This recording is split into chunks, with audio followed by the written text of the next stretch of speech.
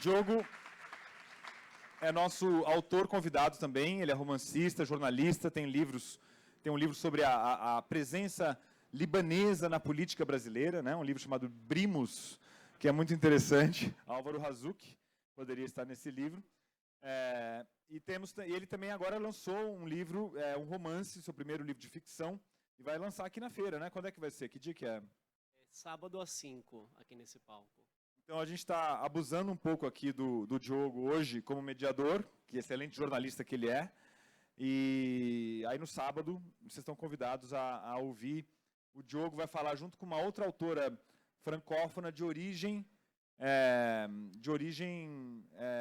árabe, que é a Fátima Daas. Né? Fátima Daas vai estar presente. Vocês escutam? Está perfeito? Podemos começar? Muito bem.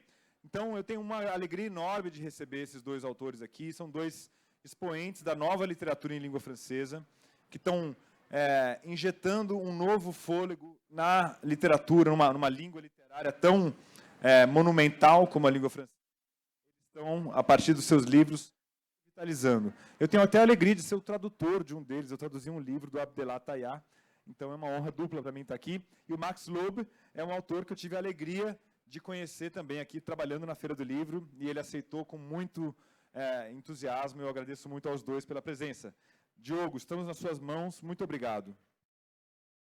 Lembrando que vai ter ali na Livraria Dois Pontos, em seguida, os autógrafos, tá bom? Obrigado, gente. Obrigado, Paulo. Bom, todo mundo já foi apresentado. Só lembrando vocês que a gente vai conversar mais ou menos por 1 hora, depois a gente abre para 15 minutos de perguntas do público, acho que são perguntas por escrito, tem monitores aí pelo palco. Então vamos começar. Eu queria começar falando com o Abdallah, né? Eu tenho uma pergunta para você, Abdallah, sobre o gênero da autobiografia, né? Que é uma coisa que está bastante em voga no mercado francês, né? A gente teve o fenômeno da Annie Ernaux recentemente, e a sua obra tem muito de você, né? Seu livro tem muito da sua experiência. Votre œuvre, vos livres, ça parle beaucoup de vous, de votre expérience comme migrant, votre vie au Maroc, votre allée en France. Alors, c'est quoi, si vous pouvez nous en parler, c'est quoi, comment vous avez décidé de parler sur ce ton autobiographique?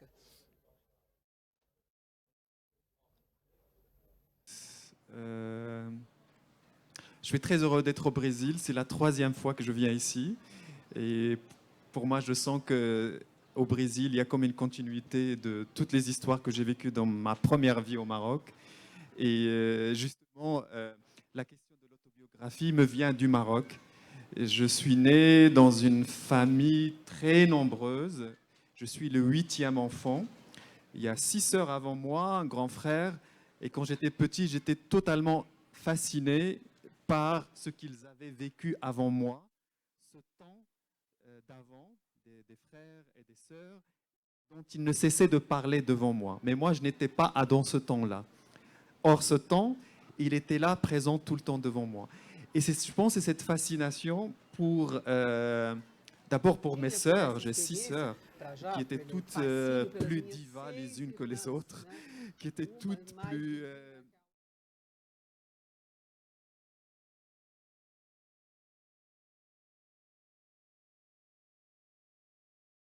qui voulaient avoir du sexe, qui voulaient jeter des...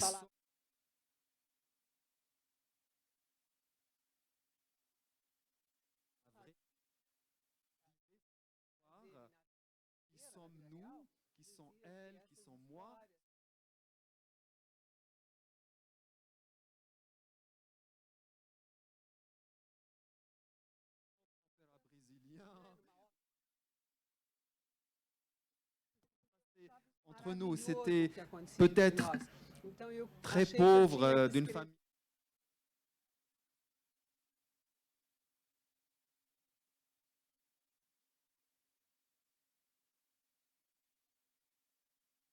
Escreveu pelo pai, né, que tinha aberto mão de exercer o poder na família e deixava minha mãe tomar conta de tudo e fazer tudo.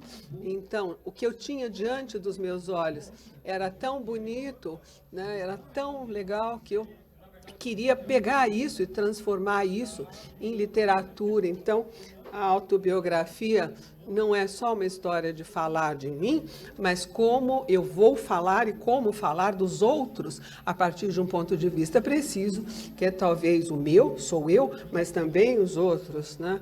Porque antes de chegar na literatura, tudo o que eu conto é o que existe na vida verdadeira. Não esperei o prêmio Nobel desse ano, Annie Ernaux, para descobrir o gênero.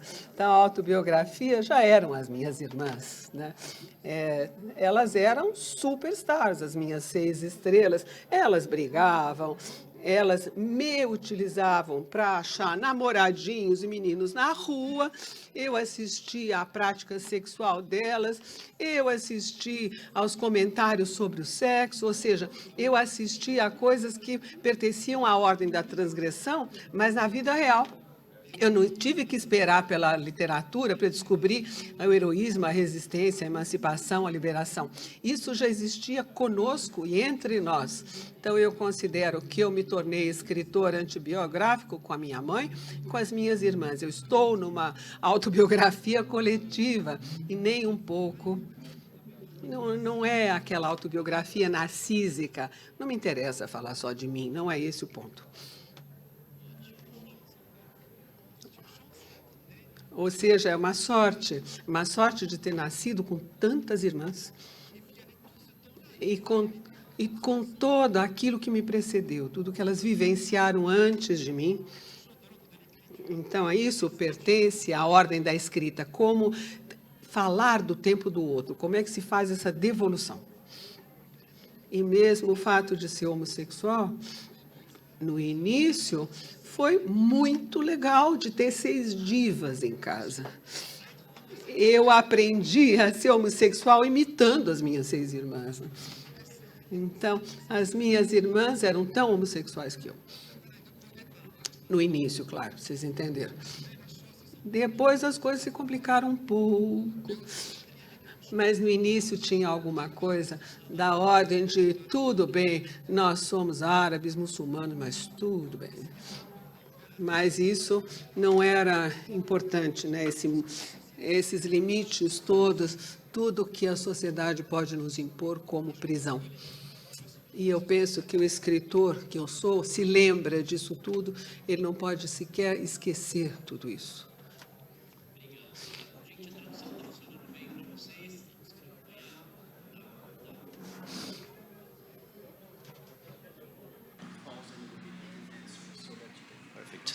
Max, vou perguntar então a mesma coisa para você. Eu sei que sua obra talvez seja um pouco menos diretamente, né, autobiográfica, mas a gente estava falando sobre isso recentemente.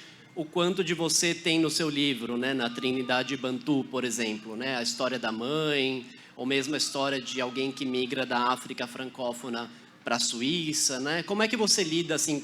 Como é que você dosa a sua vida na sua ficção?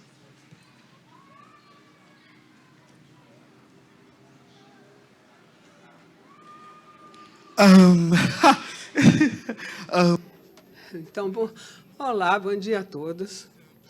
É um prazer de estar aqui com vocês. Não é a minha terceira vez, é a minha primeiríssima vez de estar no Brasil. E é um privilégio. Muito obrigado pela tradução da escrita que foi feita. Incrível, muito obrigado.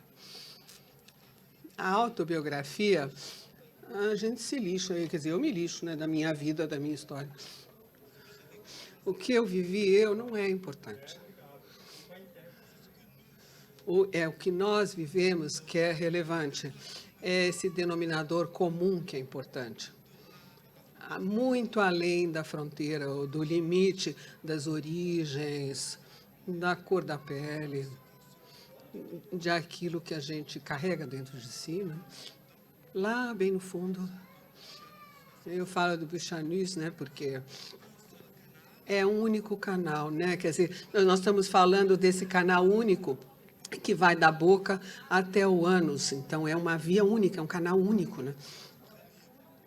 Ou seja, tudo isso está muito ligado. E talvez seja isso que nos reúne. O que é uma vida? 100 anos. Ou seja, será que a gente vai guardar toda a merda dentro da gente? Para isso, eu acredito que a boca, a outra extremidade desse canal, que é o órgão de profecia, é o outro anel, é o órgão que deve absorver o prazer e jogar essa merda para fora. E, a partir daí, a autoficção começa a se tornar, para mim, muito interessante. Não é importante se eu passei por discriminações e sofri isso. Não é importante se eu tive um percurso dos Camarões até a Suíça, de ter tido passar por situações de bons e puros homófobos em nome de Cristo.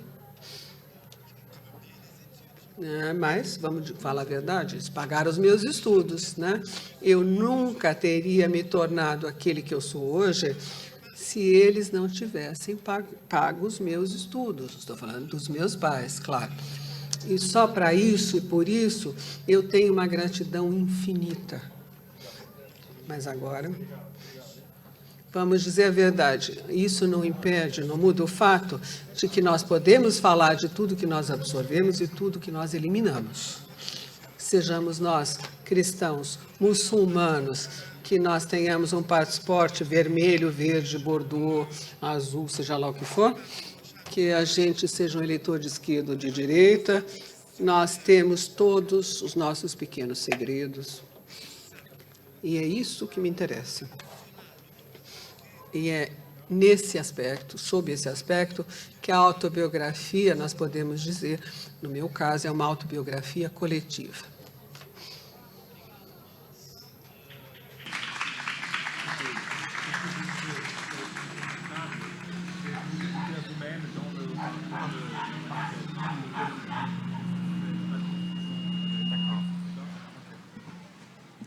E eu queria aproveitar o ensejo e falar de sexualidade, né? Eu imagino que sempre que vocês dois vão a eventos literários ou dão entrevistas, vocês acabam sendo questionados sobre isso, né? A presença da sexualidade na obra de vocês, né? O ser um escritor homossexual. Isso é uma coisa que incomoda vocês? Isso é de alguma maneira redutivo para vocês? Como é que vocês lidam com isso, né? Com a exposição da sexualidade e essa questão da identidade do escritor? Começando talvez pelo Abdela.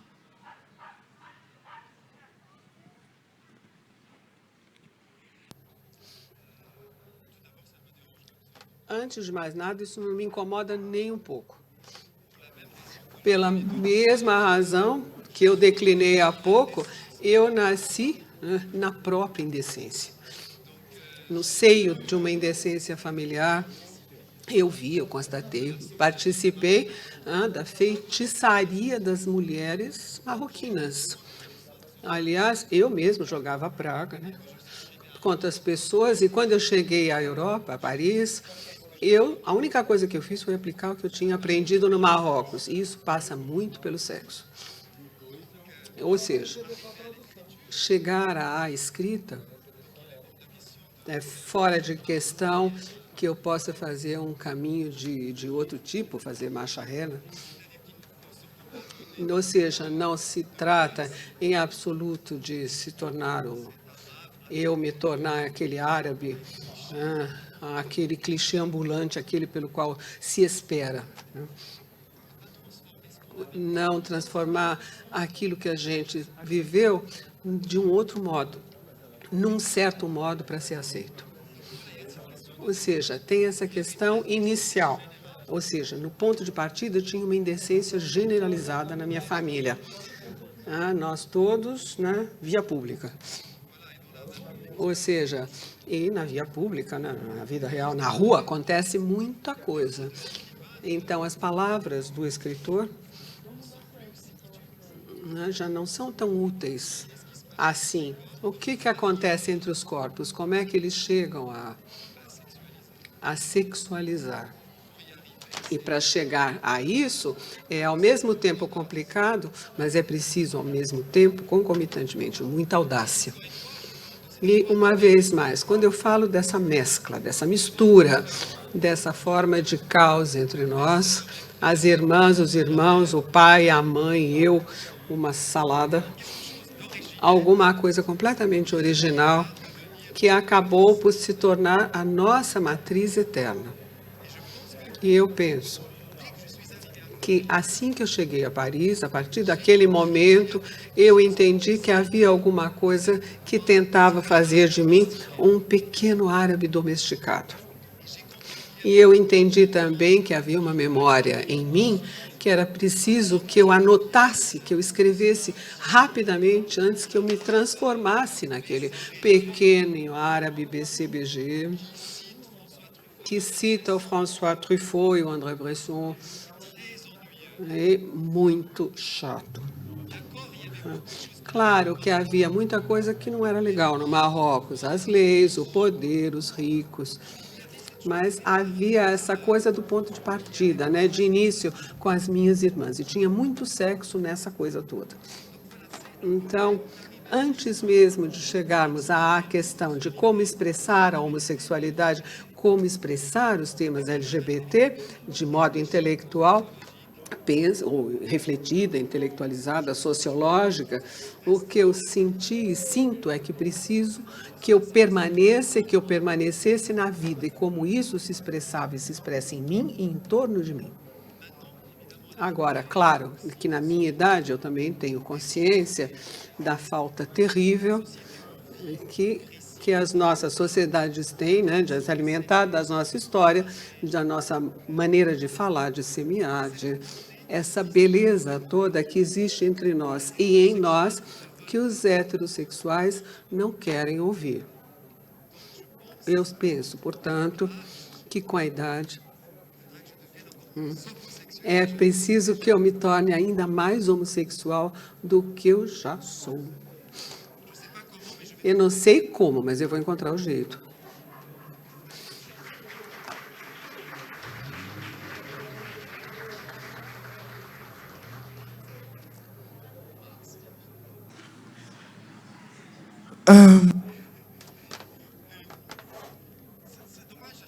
É pena, porque a cada vez que se fala de homossexualidade, o que a gente vê, antes de mais nada, ou prioritariamente, a palavra sexo.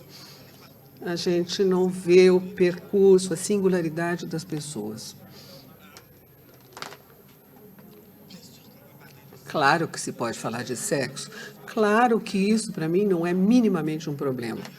Aliás, isso quer dizer o quê? Heterossexual quer dizer o quê? Homossexual quer dizer o quê? Nós temos todas questões, nós todos fazemos questionamentos. Eu falei de segredos há pouco. Eu venho de um país, eu sou de Camarões, faz anos e anos que eu vivo na Suíça. Mas na Suíça, por exemplo, a prostituição é legal. Raramente, eu poucas vezes raramente vi homens se prostituindo na rua, né? Mas em Camarões, onde é proibido, da cadeia, tá cheio de homens que se prostituem em plena rua, né? É um grande, como é que eu vou dizer isso em português? É onde você transa, é um transódromo. Essa hipocrisia original. É simplesmente necessário ter a coragem de quebrar essa omertá, a lei do silêncio. Ou seja, quebrar essa lei do silêncio, a omertá, significa o quê? É preciso ter a coragem de dizer. Dizer. Quando você se dá conta que muitas pessoas que você admira, intelectuais, homens políticos, ou seja, grandes pessoas que vivem por aí dando lições, né? Esses que gostam de dar lição são aqueles que você encontra naquelas histórias do Me Too, né? A hashtag, sem falar do Vaticano, né? Bunga bunga, vocês entenderam. Então, sexo, sexo, em todas as vertentes, com hipocrisia. Temos nós prazer no que nós fazemos? Tenhamos prazer, tenhamos a coragem de nos tornarmos e sermos o que nós efetivamente somos. Eu penso que esse é o único jeito de viver plenamente a sua sexualidade. Eu ouço muitas vezes o discurso de tem muita violência, a submissão da mulher, o que a gente ensina aos jovens.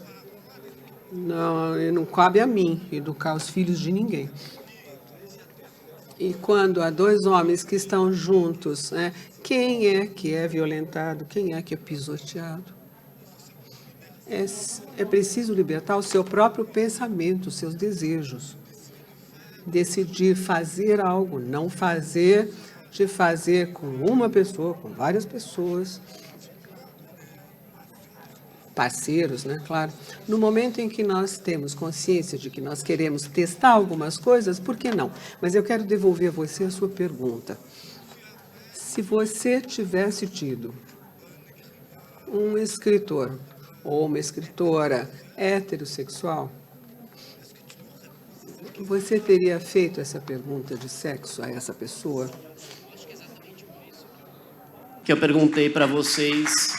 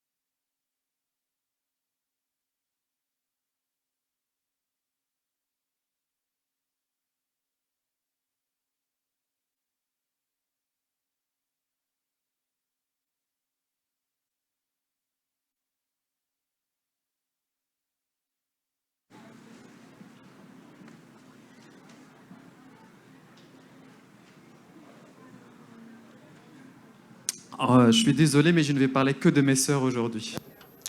Eu hoje só quero falar das minhas irmãs. Porque eu me lembro muito bem quando havia intelectuais marroquinos que falavam na TV, no Marrocos, em francês, imitando os parisienses.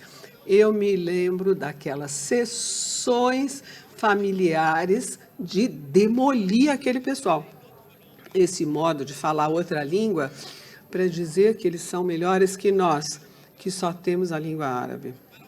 Então, infelizmente, infelizmente para eles, nós não tínhamos medo deles, desse jeito que eles tinham de utilizar a língua da colonização e, de uma certa forma, perpetuar um certo colonialismo francês no Marrocos.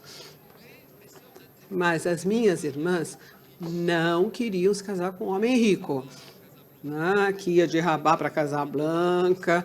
Elas não queriam ascensão social, nada disso. Mas o que elas tinham era um jeito de demolir absolutamente desses ricos que se atreviam a aparecer na nossa frente, na casa da gente, e falando em francês, na língua francesa, citando Victor Hugo, Descartes, como se o Victor Hugo fosse primo deles, ou tio da gente. Nós não tínhamos nada a ver com Victor Hugo, mas eles falavam que Victor Hugo era o nosso destino. Mas nós resistíamos a isso. Por que Victor Hugo seria ou se transformaria no destino dos marroquinos, homossexual ou não, gay ou não? Será que a nossa realidade, na qual nós vivíamos, não era suficiente para nós? Para que nós pudéssemos viver nela, progredíssemos nela, para que a gente transasse nela, para que a gente fizesse mal, agisse como quisesse, e, sobretudo, para que nós pensássemos a nossa realidade a partir da nossa língua, da nossa realidade. Dizíamos que o francês estava lá, a língua, para os nossos pensamentos, nossos, não é? E por quê? Porque nós não tínhamos outro ferramental para pensar na nossa língua. Nós não tínhamos ferramental bastante, a não ser na língua francesa. Ou seja, era uma continuidade do colonialismo na sua mais pura expressão. Mas, felizmente, e eu repito, eu volto às minhas irmãs.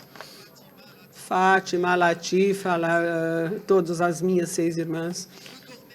Eu dormia com elas, elas se trocavam na minha frente, eu me trocava na frente delas, e havia nisso alguma coisa, eu digo e redigo, de uma destruição, de uma demolição do sistema político marroquino, para já, até do rei, né? Porque havia essa fashion police, né? Quando o rei do Marrocos aparecia na televisão, elas falavam mal da roupa do rei. Então, antes que a fashion police fosse inventada por não sei quem, as minhas irmãs, nos anos 80, elas demoliam tudo, todo mundo, a cor da roupa, os sapatos, o que punha no cabeça, os anéis, o que fosse, os Rolex que o rei usava. Ou seja, essa palavra crítica dos pobres, que éramos nós, era tudo menos pobre. Na verdade, quando a gente chega mais tarde ao mundo dos intelectuais, ao mundo daqueles que detêm o poder na universidade, que essas pessoas, aquelas pessoas, tentam levar você para algo mais confinado, mais estreito. E essa estreiteza acontecia na língua francesa. Por isso, quando eu decidi praticar e aprender a língua francesa, era preciso aumentá-la, alargá-la, ampliá-la, né, para levá-la de volta ao que acontecia antes, no início, na língua francesa, sem ter medo desses grandes escritores, né, de Simone de Beauvoir, de Camille Claudel, porque eles eram citados para nós como se eles fossem maiores do que nós. E eu digo e repito, as minhas irmãs não tinham medo de ninguém.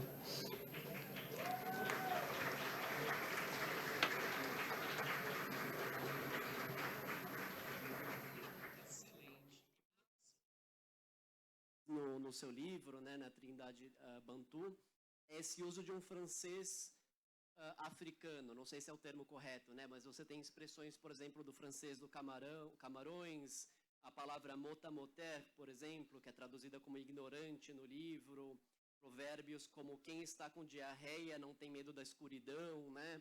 Como é que esse processo de trazer, acho que usando as palavras do Abdella, né, de alargar, né, de ampliar o francês e trazer esse francês da África, como é que é esse processo na sua literatura?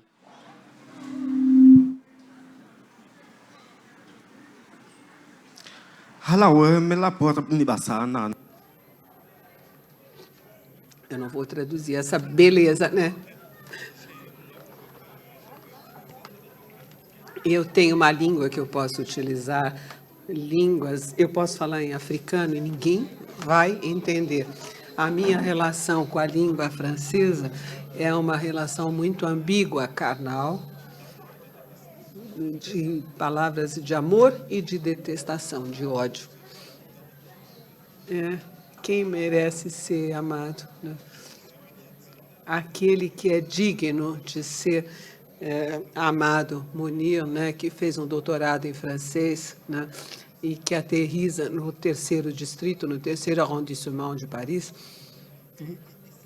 E isso, apesar do fato de que alguém seja doutorando, ou seja, doutor em língua francesa, tenha um doutorado, a gente sempre vai olhar para essa pessoa e considerar que ele é um pequeno árabe.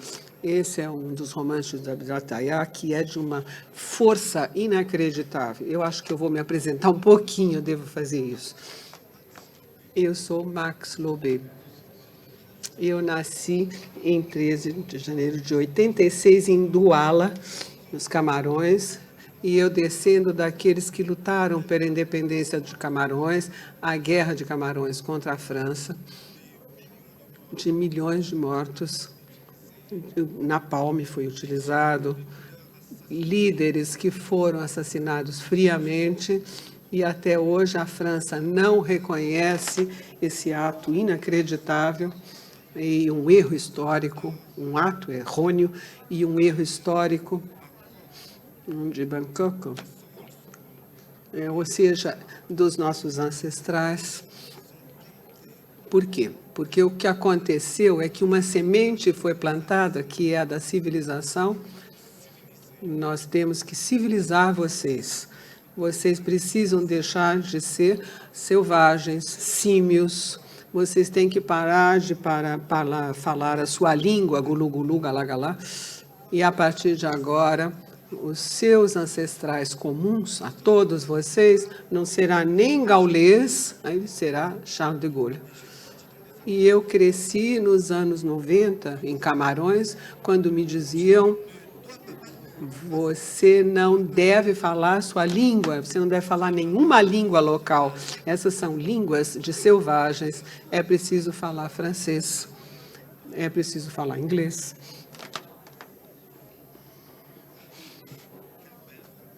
Que bonita francofonia essa, né?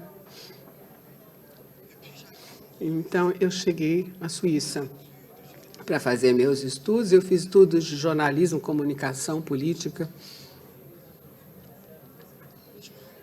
E eu me dei conta de que eu continuo na periferia da francofonia. Agora há pouco eu disse em francês, 90. 90 se diz na Suíça, não se diz na França. E quando eu cheguei a Paris, para a promoção dos meus romances, me disseram: é tão bonitinho o seu sotaque. A língua.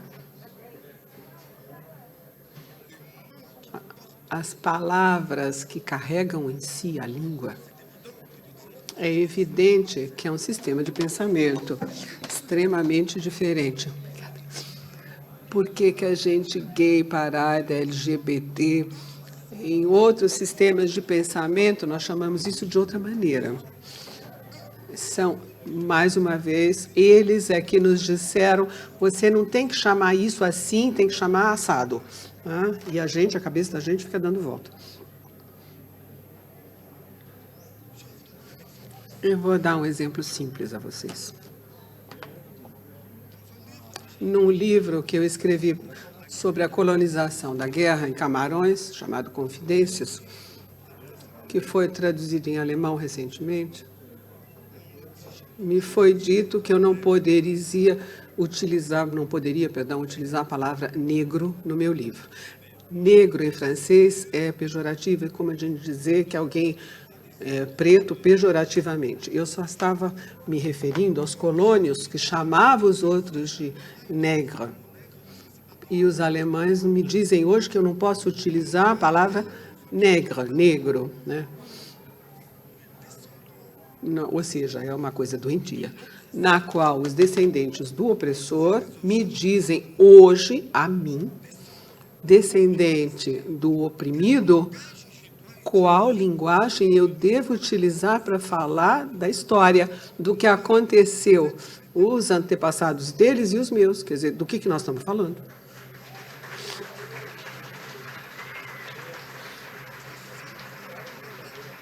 O que é isso? Onde nós estamos, do que estamos falando?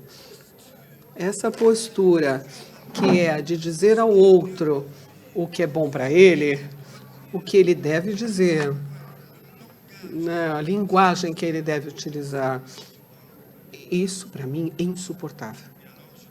Então, eu utilizo o provérbio. Porque com os meus avós, a minha mãe, nós não precisamos de falar muito, basta de emitir, né, enunciar um provérbio. A gente se entende, por exemplo, mesmo seco, mesmo completamente a seco, um rio continua mantendo o seu nome, sempre. Eu posso viver entre os brancos, como se diz, e eu me tornei branco.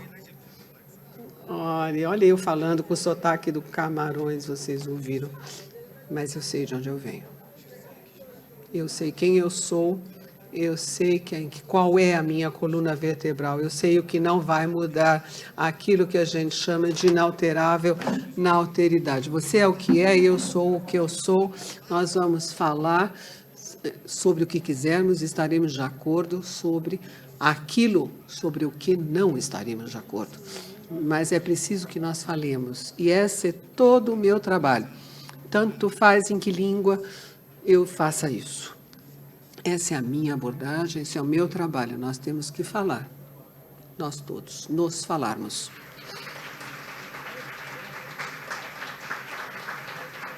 Merci, Max.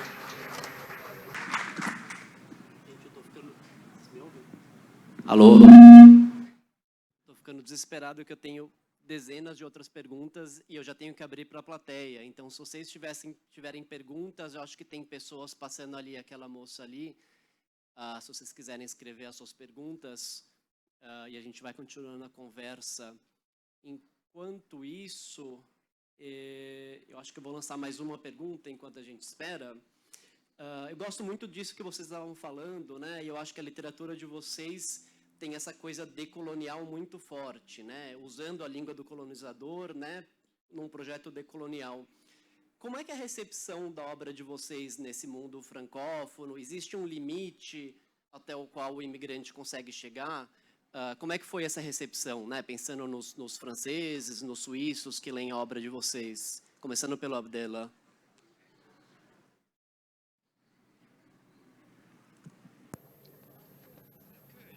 A acolhida, como é que a nossa obra é recebida? Não sei, eu acho que aí é preciso reconhecer, eu tenho que ser reconhecido. É verdade, eu cheguei à escrita por mim mesmo, pelo meu esforço, por esforços, e para encontrar uma editora em Paris não foi nada muito simples. Foi preciso fazer muito tagine, muito cuscuz, muita dança do ventre. Era preciso seduzi-los. Eu ainda era sexy, jovem, bonitinho. Mas era eu sozinho contra a França. Eu utilizava as armas que eu tinha para chegar ao que eu queria, que era conseguir editar o que eu escrevia. Era um objetivo declarado, não só escrever. Eu queria entrar numa editora, nas Editions du Seuil, uma editora importante em Paris. E quando eu cheguei em 98 a Paris, francamente, eu não tinha medo daqueles franceses, os parisienses, o pessoal do 5º arrondissement, né, onde fica a Sorbonne, as editoras, alguma coisa em mim já estava pronta para saber lidar e negociar com aquele mundo. E eles me fizeram esperar 8 anos para ser aceito nas Editions du Seuil. Eu esperei 8 anos. Isso eu não esqueço. Eu vi outros entrarem na minha frente. E eu nunca vou esquecer o que me disseram sobre o que eu escrevia e tudo, porque eu tinha entendido que era preciso escrever um certo tipo de coisas, de um certo modo, para poder ser publicado.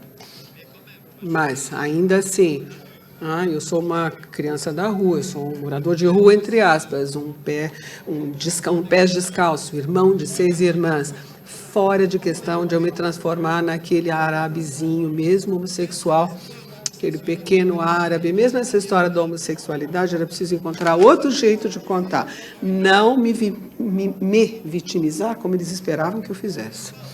Não entrar num discurso esperado, né, aquele relativamente ao qual se tem uma expectativa, como nós sendo salvos pelo Ocidente e pela França. A partir do momento em que você põe os pés em Paris, fica claro, há uma guerra. Porque todo mundo diz para você, você que é preto, você que é árabe, né? Isso, você ouve isso o tempo todo, te jogam na cara. E é tão chocante que é fora de questão que você se transforme naquilo. Nisso, como se diz um provérbio marroquino, a terra não existe só na França, né? A Terra, o planeta é global, existe em todo lugar, a Terra de Alá é vasta. Mas, ainda assim, eu queria, porque queria entrar nas Editions du Seuil. E eu consegui a minha estratégia do dança do ventre, cuscuz, tagine e tudo. Ou seja, o pequeno sucesso que eu tive, que eu acabei conseguindo ter, eu considero que eu paguei bem caro por ele, suficientemente. Por quê? Porque veio de mim. Como eu sou recebido, como eu não sou recebido, eu sou capaz de fazer uma análise bem objetiva sobre isso, mas eu não vou fazer hoje. Porque eu considero que hoje, eu penso o seguinte, eu tive muita sorte, eu tenho muita sorte. Eu estou sendo traduzido no Brasil, gente. Isso não é a coisa mais bonita do mundo.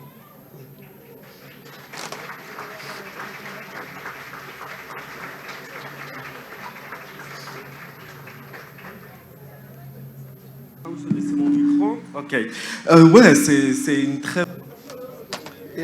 É muito legal ser traduzido no Brasil, mas para voltarmos à questão da língua, duas coisas. Essa língua que nós falamos atualmente, o francês, faz séculos que os franceses estão no continente e eles não aprenderam as nossas línguas. Estão no continente africano, né? E nós, em menos de um século, a gente aprendeu francês, né? A gente acertou o passo. A língua.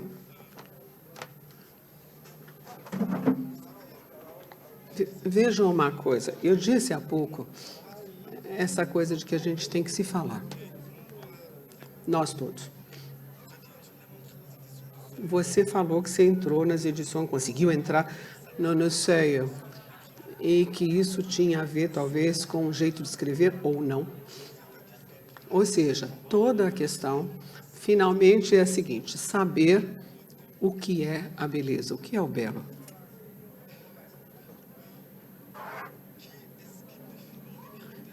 Quem define os critérios do que é bonito, do que é belo? Para ter acesso, para poder entrar nas edições do SEI, ou seja, ao grande reconhecimento do meio parisiense, é preciso se virar para entrar um pouquinho e jogar o jogo. Ou você faz de conta que você é o revoltado total, como Camus, e diz, chega, basta. Quem é que define o que é a beleza? Se um homem tem que usar esmalte, batom, salto alto, há alguns séculos, os imperadores, os reis, usavam salto alto, usavam batom. Mas ninguém achava isso indecente na época. E eu posso aplicar, reproduzir esse modelo a muitos âmbitos. Por exemplo, na música clássica, que eu adoro. Mas tem a música francesa, tem a música pop, R&B, e tem a música, bonitinha falando português, música do mundo. Toda. O que quer dizer música do mundo? Literatura, mundo. Tem a literatura francesa, mas, afinal, tem a literatura mundo. Tem essa coisa que faz que os outros sejam o mundo e eles tenham uma identidade. É a mesma coisa com a expressão cidadão do mundo. Mas que cidadão do mundo? Um minuto de publicidade? Pode? Faz 3 anos que eu dirijo esse projeto chamado Gênio Africano. Um belo dia de manhã eu falei, chega, ficam me discriminando, não querem me dar trabalho, não querem isso, não querem aquilo. Chega, para mim deu. Afinal de contas, eles não podem aceitar que um negro consiga refletir, fazer uma reflexão. Trata-se de dizer que a cada ano, entre a Suíça e um país africano, entre Genebra e uma cidade africana, ambos os lados vão se escrever cartas epistolares durante 5 meses. Esse é o projeto. E durante 5 meses, os suíços vão à África, os africanos vão à Suíça, ou seja, o vai e volta, porque é importante entender como vai a língua, de onde ela vem, qual é a realidade que cria essa voz. E na publicação Isso é Geneve King. Nós estávamos em RDC, em Kinshasa. Nós fizemos UDA em Benin, com Voodoo. E nesse ano nós estamos trabalhando com a Costa do Marfim. É preciso pôr tudo isso na horizontal, tábula rasa. Eu sou pela revolução, pela revolta. Eu sou muito Camus nesse sentido. Durante muito tempo se disse sim, sim, sim. Eu disse não, porque quem segura o chicote sou eu. Eu vou submeter você, eu vou te chicotear. E depois, isso vai ser legal para os dois lados, para nós dois, porque você gosta que eu te chicoteie, né? E eu gosto que você me chicoteie. Mas colocando isso na horizontal, nós vamos nos transformar em cidadãos do mundo. Isso significa dizer que o artista africano não tem mais problema para pegar o visto, né, o passaporte, e ir para a Europa. A maior barreira jamais erguida ou erigida entre os povos chama-se passaporte biométrico. Árabes, negros morrem no Mediterrâneo e ninguém dá a mínima. Eles podem morrer se eles não forem brancos, loiros, de olhos azuis. A gente não liga muito, não é muito grave. A gente pode apoiar a literatura, mas não é grave. Será que são seres humanos? Aquela mulher. Mas, claro, quando você fala do sobrinho de alguém, né, aí o mundo treme, né? Porque há poucos dias, para vocês saberem, o sobrinho da primeira-dama da França foi atacado fisicamente, deu mal. Então, é desse sobrinho que ele fala, supõe. Então, quer seja escrita, pintura, poesia, contemporaneidade, qualquer que seja a forma, poesia, música, tem sempre um alguém que vem dizer a você: ah, isso não é legal, isso não é bonito. E um belo dia, o que a gente chama de reapropriação cultural, não? Eles assumem, né, os meus traços, a minha linguagem, o meu jeito de dançar e ganham uma grana sem tamanho. E, de repente, eles me dizem que isso, que é meu, é magnífico. Chega, né? Deu, né?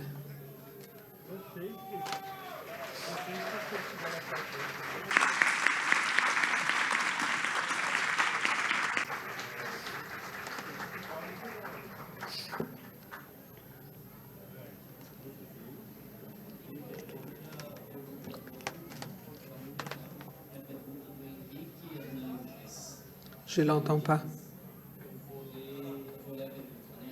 Estou muito feliz de te ver aqui. Perguntar que dica e orientação da escrita e da produção textual você poderia dar para um...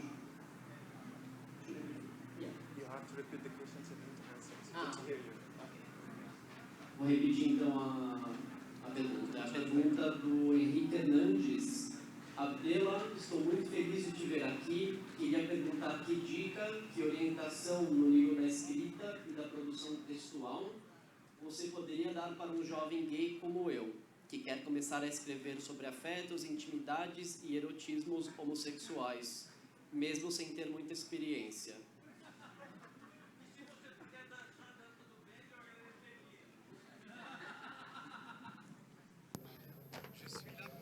Eu estou aqui para isso, não se engane, para dar dicas.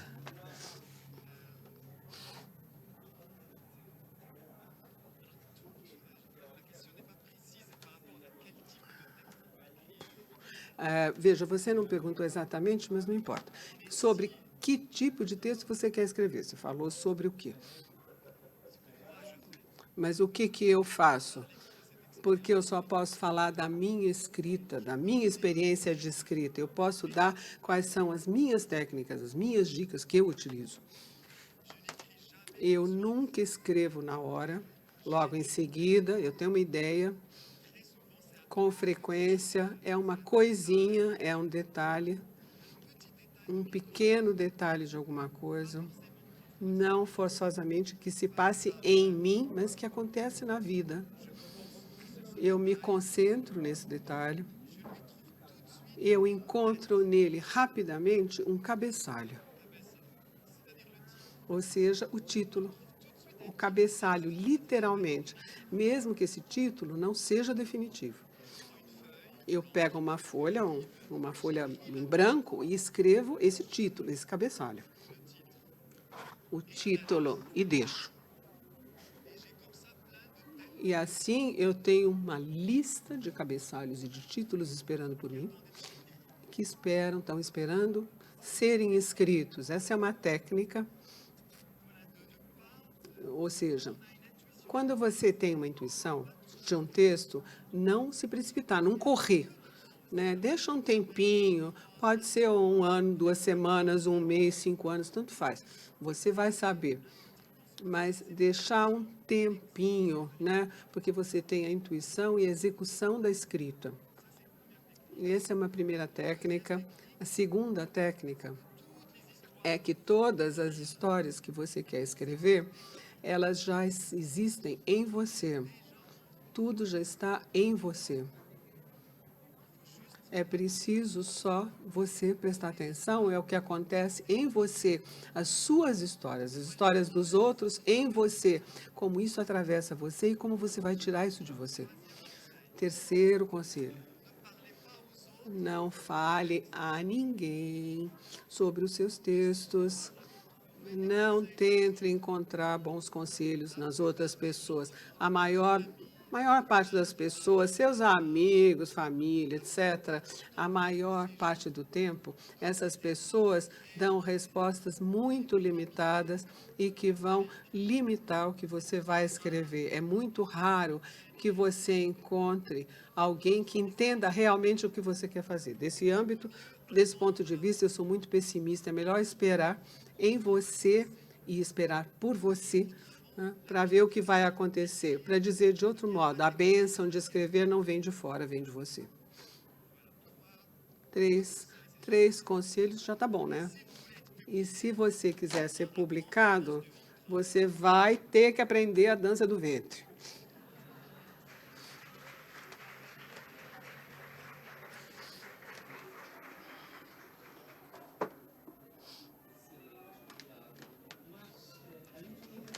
Então, eu vou te fazer uma pergunta, mas se você quiser também dar os seus próprios conselhos, eu acho que vai ser bem recebido. Mas a pergunta que eu tenho aqui é: como é viver neste entre-lugar, falando outra língua, vivendo em outro país, mas, sobretudo, tendo deixado muita coisa para trás, sem ser necessariamente incluído nos círculos intelectuais e sociais? Essa é a pergunta, e se você quiser aproveitar para dar os seus conselhos também, a gente agradece.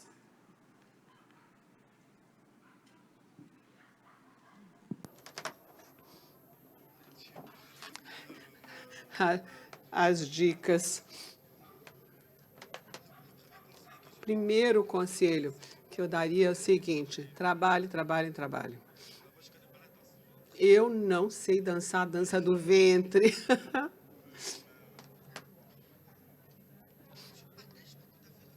Eu não compartilho tanto assim o fato de não falar com as outras pessoas.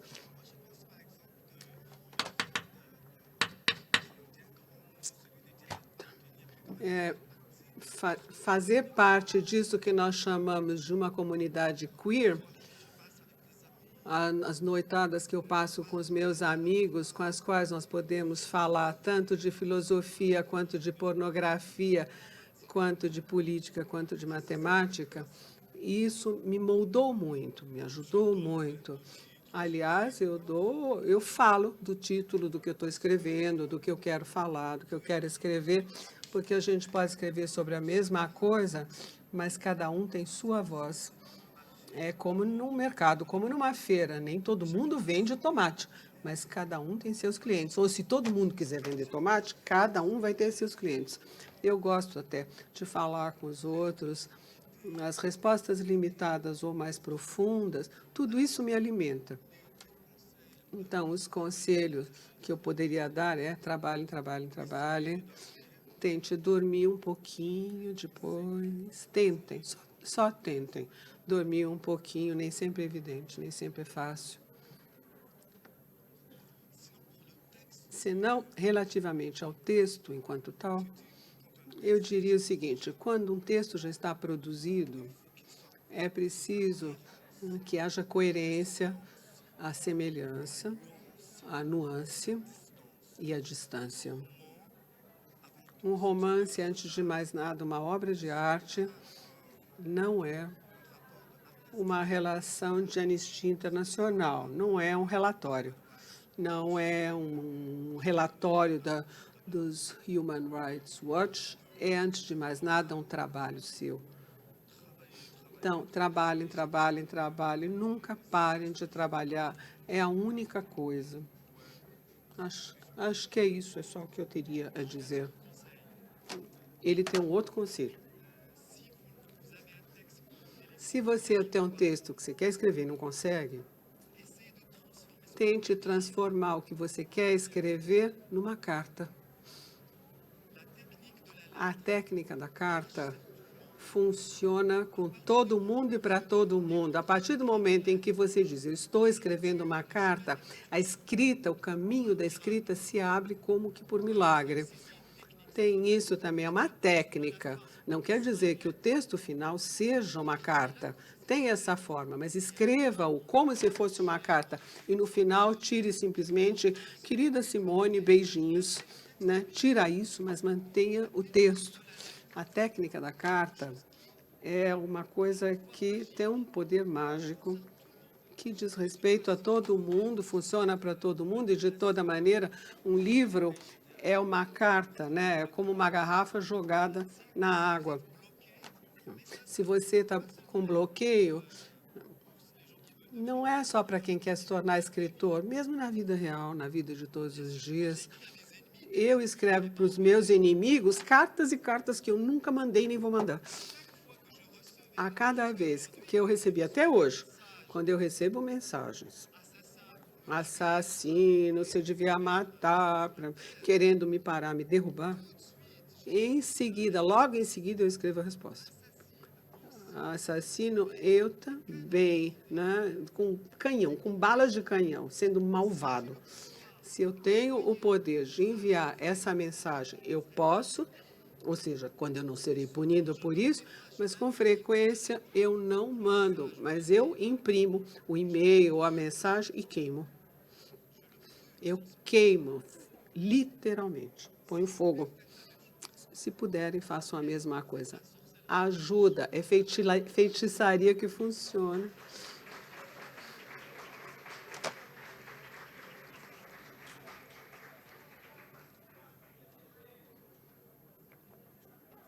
Je n'ai pas entendu là.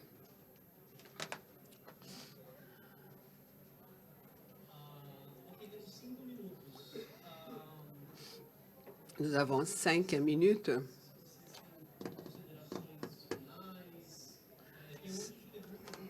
Não vai ter tempo, até convido vocês a irem ali à tenda de autógrafo e conversarem com os autores.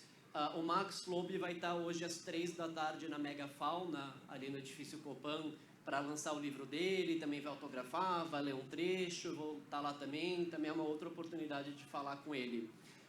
Mas Abdella, Max, últimas considerações, últimas mensagens, talvez até voltando para aquela pergunta que a gente deixou para trás, né, sobre essa história de viver em outro país, de deixar as coisas para trás, sem ser necessariamente abraçado pela sociedade. Enfim, deixo em aberto para vocês fazerem as últimas considerações.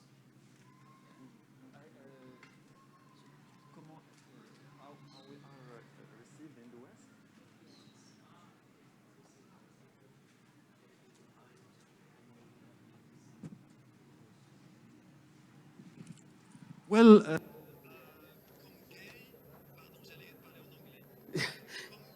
Como gay, muito rapidamente, a gente tem qual experiência? Tanto, né, de nos ligarmos a pessoas que nós amamos realmente, mas a gente vê essas mesmas pessoas que você adora e que você venera, as minhas irmãs, o sistema que as interpenetra e que, através de você, expulsa você, persegue você e mata você. E você só tem 10 ou 11 anos. A exclusão eu não encontrei só na Europa. eu passei por isso desde o início, no próprio círculo do amor, ou seja, desde o início. É preciso inventar, sei lá o quê, talvez uma outra religião, inventar uma outra relação entre você e o céu e a terra, ou seja, encontrar um outro caminho, né, pelo qual e sobre o qual você possa simplesmente caminhar. Eu queria só lembrar vocês, talvez vocês aqui na nossa frente não tenham problemas com os gays, os transgêneros e as lésbicas, mas o mundo todo, a Terra toda ainda não está pronta para nos aceitar. Há ainda crianças, meninos e meninas que vivem, que são mortos, que são calados, que são... Porque atualmente aqui a gente está dando uma de, ó, como eu sou legal, mas é autoderisão. A gente consegue fazer vocês rirem, a gente está aqui como estrelas, mas a gente poderia fazê-los chorar também. Mas nós decidimos falar dos nossos livros de outra maneira. Isso foi uma decisão. Mas isso não significa dizer que o sofrimento não continue existindo e que não haja muita gente que, mesmo quando tenta começar a escrever ou a falar, seja alvo de pessoas mais agressivas. É a coisa mais dura do mundo. As pessoas às quais você se liga, vocês veem o sistema de exclusão se encarnar nessas pessoas. E essas próprias pessoas falarem com a voz do poder. Como o sistema entra, nos interpenetra e nos impede de nos amarmos. Quando eu era pequeno, as minhas irmãs me punham cafta, me maquiavam. Elas se tornavam mais lésbicas do que eu. Eu era lésbica na minha infância. E eu lamento, sinto falta desse tempo em que eu era lésbica com as minhas irmãs lésbicas, porque num momento dado, a partir do momento em que eu tive 13 ou 14 anos, eu vi o mundo, minha mãe e minhas irmãs, o olhar que você não sabe nem comandar a partir daquilo. E ali, eu não sei, talvez seja uma forma de luz em mim que fez que eu acreditasse em mim. Eu não recusei, refutei os meus irmãos e irmãs. A rejeição não veio de mim, mas sim deles. Essa ação de responder à rejeição por um excesso de amor, alguma coisa aconteceu. Eu tento fazer mais ou menos a mesma coisa na França. Um pouquinho, mas nem sempre tenho sucesso. Não completamente. É mais complicado a França em termos políticos neste momento. Eu gostaria de acrescentar o seguinte, o termo, a questão de responder ao ódio com excesso de amor, isso ecoa muito em mim. Na infância, você viver nessa discriminação, estar imerso numa discriminação inacreditável, dada a uma masculinidade não adaptada, muito rapidamente eu desenvolvi o quê? O meu ferramental para me integrar. Muito rapidamente eu entendi que a minha arma estava aqui, ó, na cabeça. E eu cheguei à Europa e aí a gente se torna negro, né? Ou seja, você é negro. E aí eu disse, não, pode parar, porque eu já briguei minha vida inteira, né, sobre a questão da masculinidade, já galerei, agora vamos começar agora com o racismo aqui, senão eu enfio a mão na sua cara. Mas cuidado, é sempre a mesma coisa, você tem que estar sempre alerta, sempre, né? Ele falou de autoderisão, não, é que nós passamos por um processo de metabolismo extremamente profundo para entender o interior das próprias coisas. Estou vendo esse divã aqui, talvez freudiano, que faz que nós cheguemos a um nível de poder devolver o que nós tivemos, né, e tomamos o tempo de digerir. Eu falei no início, esse canal boca-ânus. Nós choramos, digerimos, dissecamos e nós podemos subir à superfície, né? Ou seja, esse nascimento, né, do novo. Eu gostaria de terminar com uma coisa. tudo que me acompanha nos últimos tempos, na minha vida, é dizer o seguinte: como é que eu faço para continuar a amar? Como é que nós fazemos, apesar de tudo, apesar do peso da história, apesar desse background, desse pano de fundo todo, as nossas condições econômicas, de sermos os mais jovens, os pequenos, entre aspas, da sociedade, o corpo negro de um homem negro, tudo que isso nos faz sofrer e tudo que isso submete, como fazer para não mergulhar no ódio e continuar amando ainda assim. Muito obrigada.